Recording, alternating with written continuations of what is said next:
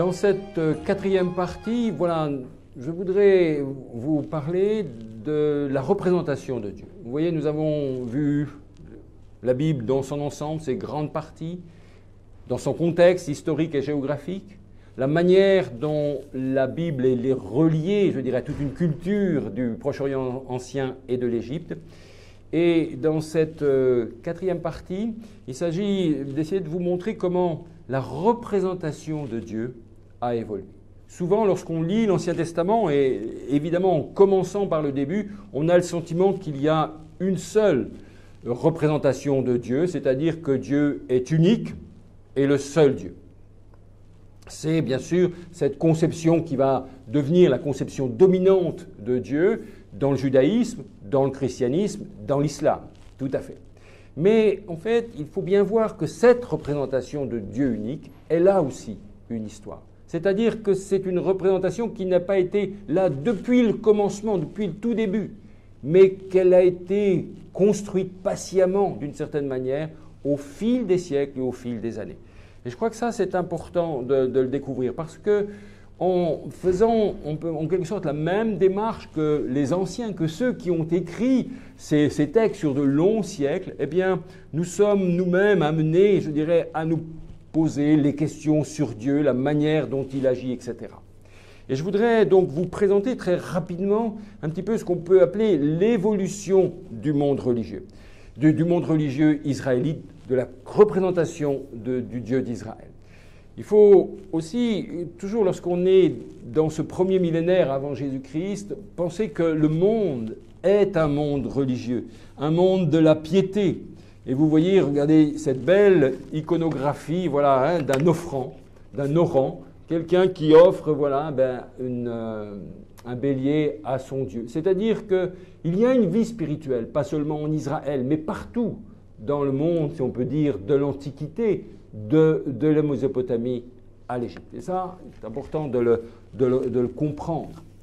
Et le Dieu d'Israël va donc être un Dieu qui va, d'une certaine manière, lui aussi, je dirais, en tout cas, être voilà, le Dieu qui va être, je dirais, au début hein, et en même temps et à la fin de la communauté d'Israël, de l'Antiquité. Mais c'est un Dieu qui va donc évoluer. Et c'est intéressant de voir que dans l'Ancien Testament, on découvre des textes dans lesquels Dieu est un Dieu climatique, c'est-à-dire un Dieu qui a le souci de la pluie, qui a le souci, qui maîtrise le feu, qui a le souci de la fertilité du sol, de la fertilité des champs, de la fécondité des troupeaux.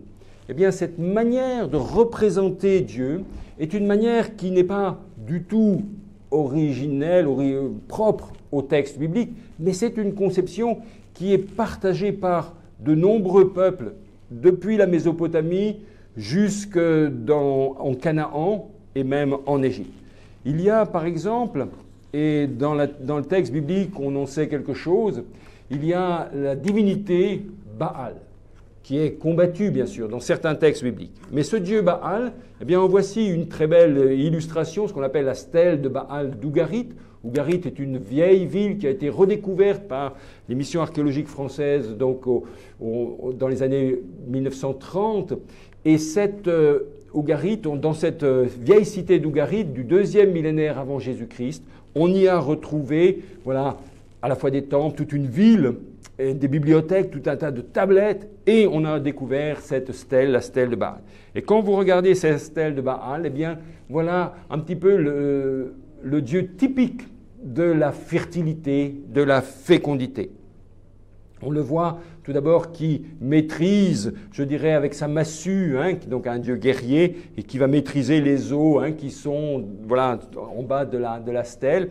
Et puis, on voit surtout dans sa main gauche, voilà, il est en train de planter un arbre, ou on appelle une lance, voilà, une sorte d'éclair lancéolé, avec, ça fait penser à une ramure, et c'est effectivement le Dieu de la fertilité. En plus, sur cette statuette, sur cette stèle, on peut voir que devant le Dieu, il y a la statuette royale du roi d'Ougarit qui est là, et le Dieu Baal est un Dieu protecteur. Eh bien, vous voyez, dans le combat contre Baal que l'on raconte dans différents textes, 1 Roi 18, etc., si on lit précisément ces textes, on s'aperçoit que Yahvé, le Dieu d'Israël, et le Dieu Baal sont des dieux très proches, je dirais, qui ont les mêmes caractéristiques. Quand vous lisez 1 Roi 18, par exemple, c'est le Dieu qui maîtrise l'eau, la pluie et le feu qui sera le Dieu d'Israël.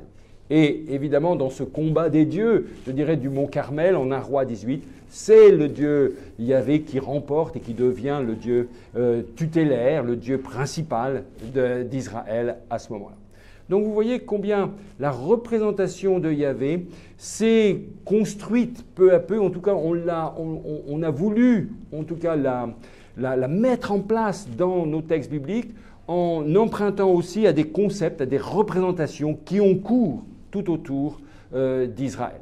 Un exemple aussi très frappant du lien avec Baal, si vous regardez le texte d'Osée, Osée 2 à 4, c'est le premier texte d'un vieux prophète Osée, eh bien dans ce prophète Osée, on va décrire Yahvé à la manière d'un Baal. C'est bien lui qui va donner le mou, le blé, le raisin, les olives, tout ce qui fait la vie et la fécondité.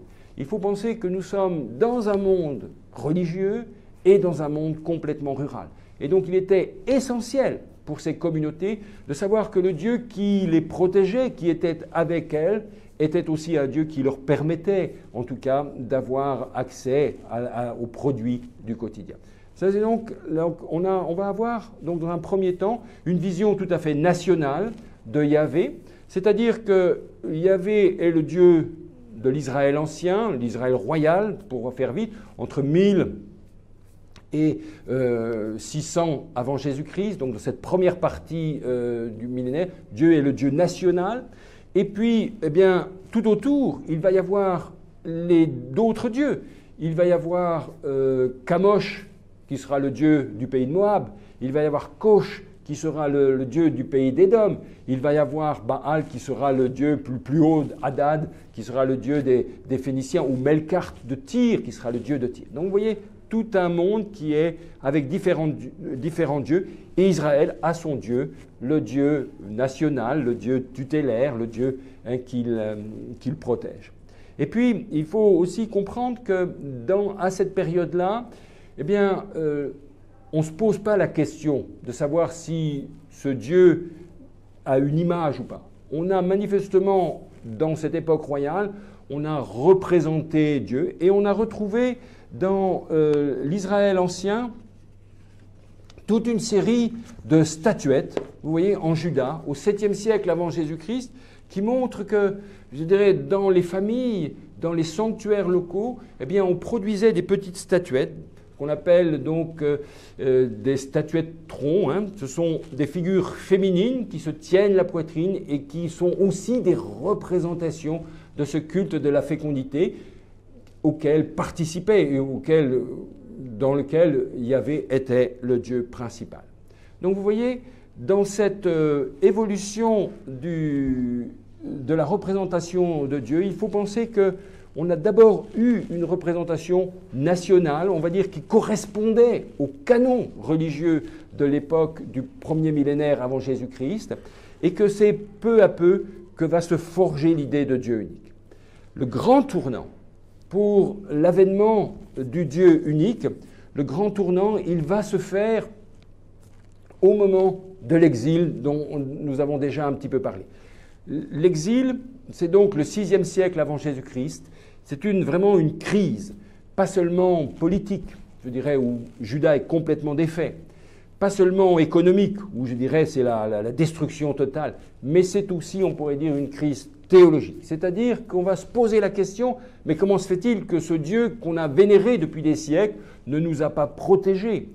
Et c'est, quand vous relirez Jérémie 7, par exemple, c'est Jérémie qui dit « Arrêtez de crier Seigneur, Seigneur, Seigneur, car je ferai de Jérusalem comme j'ai fait pour Silo. » C'est-à-dire que Jérusalem, dans la bouche de Jérémie, est déjà condamnée. Donc vous voyez, il va y avoir une crise théologique. Et c'est à partir de ce moment-là que va se mettre en place, progressivement sans doute, l'idée d'un Dieu unique. Et le texte le plus prégnant pour l'idée du Dieu unique, c'est celle qu'on va retrouver dans le second Ésaïe. Quand vous lisez les chapitres 42 à 44 du deuxième Ésaïe, du livre d'Ésaïe, les chapitres 42 à 44, eh bien, dans ce livre-là, on va affirmer de manière, pour la première fois, de manière très claire, que Yahvé est le Dieu unique, est le Dieu, le seul Dieu, que tous les autres ne sont que des morceaux de bois que l'artisan a fait. C'est à partir de ce moment-là que l'on va trouver, en tout cas, l'idée de Dieu unique. Et ce qui est intéressant aussi à penser, c'est que parfois on dit, voilà, c'est le judaïsme qui a inventé, je dirais, le monothéisme. Il faut être toujours beaucoup plus nuancé dans cette manière de comprendre les divinités. Car en fait, si on lit également encore les textes du Proche-Orient ancien, on s'aperçoit que l'idée d'un Dieu unique n'est pas, je dirais, une idée, on va dire, entièrement ou spécifiquement biblique, mais que déjà, un Dieu comme le Dieu Marduk, dont nous avons un petit peu parlé pour le récit de la création, il est considéré dans les écrits babyloniens tardifs déjà comme une divinité unique. Et tous les autres divinités, Nergal, le dieu souterrain, est une manifestation de Marduk. Shamash, le dieu soleil, est une manifestation de Marduk. Sin, le dieu lune, est une manifestation de Marduk. Et dans plusieurs textes et certaines prières, on voit déjà l'idée du Dieu unique. De la même manière, à l'époque perse dont nous avons parlé, c'est-à-dire entre le 6e et le 4e siècle, au 5e siècle, eh bien, dans la religion perse, le dieu Ahura Mazda, est considéré également déjà presque comme une divinité unique. Les auteurs bibliques vont donc en quelque sorte être là aussi au bénéfice de ces réflexions théologiques qui sont menées, je dirais, tout autour d'eux pour en quelque sorte affirmer à leur tour la divinité unique de Yahvé. La divinité unique de Yahvé, et c'est tout à fait intéressant, ils vont l'affirmer, et en même temps qu'ils vont affirmer cette divinité, ils vont dire de manière très forte que ce Dieu-là, on ne peut plus le représenter. Et donc, en même temps qu'on a l'affirmation unique, on a l'affirmation du Dieu sans image, ce qu'on appelle l'aniconisme biblique, c'est-à-dire le Dieu sans image. C'est à partir de ce moment-là que ce concept, que cette notion, en tout cas, se met en place. Mais il faut bien, et là c'est tout à fait intéressant, en tout cas, de voir combien, lorsque les communautés, je dirais, de diaspora, de Judée, de Samarie et ailleurs, ont pensé le Dieu unique, ils l'ont pensé aussi de différentes manières. Vous allez avoir des positions dans lesquelles le Dieu unique est vraiment dans une relation exclusive à Israël. Et vous allez avoir d'autres textes dans lesquels ce Dieu unique n'est pas simplement en relation avec Israël, mais qu'il est aussi en relation avec d'autres peuples, et notamment dans l'histoire de Joseph, dans la Genèse, on le verra, il y a vraiment une conception, une manière de comprendre Dieu, non pas seulement au service d'Israël, mais au service de l'univers et de l'Égypte. Eh bien, vous voyez, toutes ces manières de comprendre donc, cette évolution religieuse de Yahvé, ça c'est quelque chose qu'il faut que les études de l'Ancien Testament permettent de comprendre. Vous voyez donc tout ce cheminement que l'on fait en étudiant l'Ancien Testament.